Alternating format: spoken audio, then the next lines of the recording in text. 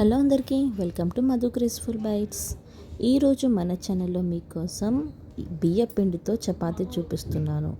మనం రెగ్యులర్గా గోధుమ పిండితో చపాతీ ప్రిపేర్ చేసుకుంటాం కదా, అది బోర్ వచ్చినప్పుడు ఒకేషనల్గా ఎప్పుడైనా మనం ఇలా బియ్య పిండితోటి చపాతీ ప్రిపేర్ చేసుకోండి. చాలా టేస్టీగా ఉంటుంది. ఇది మనం చేసే ప్రాసెస్ కూడా చాలా ఈజీగా ఉంటుంది. రెగ్యులర్ చపాతీ కాకుండా ఇలా డిఫరెంట్గా ట్రై చేసినప్పుడు ఆ టేస్ట్ అనేది కూడా మనకి తప్పకుండా నచ్చుతుంది. ఈ ప్రాసెస్ వచ్చేసి కూడా చాలా సింపుల్గా ఉంటుంది, కానీ చపాతీస్ మాత్రం చాలా సాఫ్ట్గా చాలా బాగుంటుంది. ఇక్కడ నేనైతే చిల్లీ ఫ్లేక్స్ వేసి చేశాను. ఇదైతే టేస్ట్ పరంగా చూస్తే చాలా బాగుంటుంది. మరి ఇంకెందుకు లేట్, ఈ టేస్టీ అయిన బియ్యపిండి చపాతీ ఎలా ప్రిపేర్ చేయాలో చూసేద్దాం. ముందుగా ఇక్కడ నేను 1 కప్ వరకు బియ్యపిండి తీసుకున్నాను. ఏ కప్పుతో అయితే బియ్యపిండి తీసుకున్నారో అదే కప్పుతోటి 1 కప్ వరకు వాటర్ని ఇలా మనం ఒక బౌల్లోకి వేసేసుకోవాలి.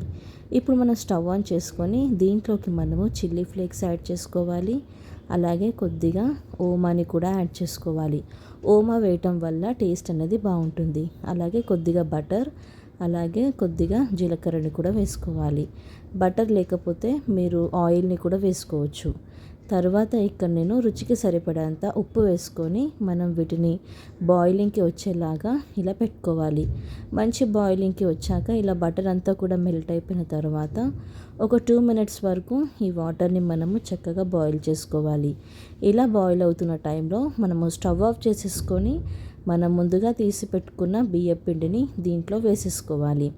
బియ్యపిండి వేసుకొని ఇప్పుడు మనం వీటిని మిక్స్ చేసుకోవాలి. ఇలా మనము అంతా కూడా పిండినంతా మిక్స్ చేసుకోవాలి.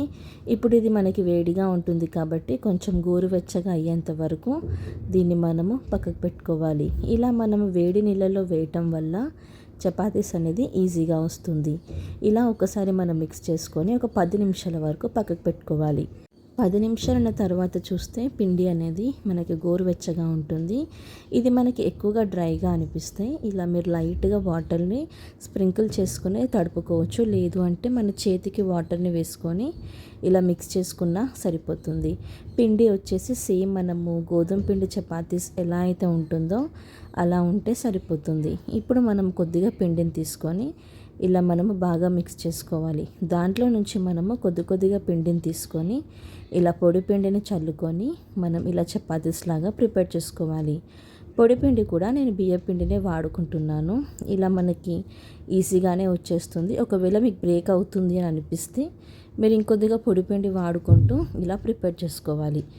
ఇలా ప్రిపేర్ చేసుకున్న తర్వాత దీన్ని మనము పెనం మీద వేసుకొని మీడియం టు హై ఫ్లేమ్ పెట్టుకొని 1 సైడ్ మనకి లైట్గా ఫ్రై చేసుకున్న తర్వాత ఇంకొక సైడ్ ఫ్లిప్ చేసుకొని అటువైపు మనము ఆయిల్ని స్ప్రెడ్ చేసుకోవాలి. ఇలా మనము ఆయిల్ని స్ప్రెడ్ చేసుకున్న తర్వాత ఇంకొక వైపు కూడా మనము ఫ్లిప్ చేసుకోవాలి. ఇలా మనము చపాతీస్ చేసేటప్పుడు హై ఫ్లేమ్ పెట్టుకుంటే ఏంటంటే మనకి మంచిగా ఆ స్మోకీ ఫ్లేవర్ అనేది యాడ్ అవుతుంది. ఇలా ఇంకో వైపు కూడా ఆయిల్ని మనం స్ప్రెడ్ చేసుకొని రెండు వైపులా కూడా సేమ్ మనం చపాతీలు ఏ విధంగా అయితే కాల్చుకుంటామో అదే విధంగా వీటిని మనము ఫ్రై చేసుకోవాలి. ఇలా రెండు వైపులు కూడా మంచిగా మనం ఫ్రై చేసుకున్న తర్వాత ఇలా మనం సర్వింగ్ ప్లేట్లోకి తీసేసుకోవాలి. అదేవిధంగా మిగతా చపాతీస్ అన్నిటిని కూడా వేసుకొని మనము 2 సైడ్స్ కూడా మంచిగా ఫ్రై చేసుకొని వీటిని మనము సర్వ్ చేసుకుంటే ఎంతో టేస్టీ అయిన బియ్యపిండి చపాతీలు రెడీ అయిపోయింది. చూసారు కదా, చాలా సింపుల్గా ప్రిపేర్ చేసుకోవచ్చు. ఎప్పుడైనా మనం అకేషనల్గా ఇలాంటి చపాతీస్ ప్రిపేర్ చేసుకుంటే మన పిల్లల నుంచి పెద్దవాళ్ళ వరకు కూడా తప్పకుండా నచ్చుతుంది. ఇది మనము దేనితో తిన్నా కానీ టేస్టీగా ఉంటుంది. లేదు ఇలా మనం ఊరిక తిన్నా కానీ చాలా బాగుంటుంది.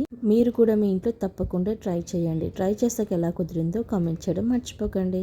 Thank you for watching Madhu graceful bytes. Like, share, subscribe.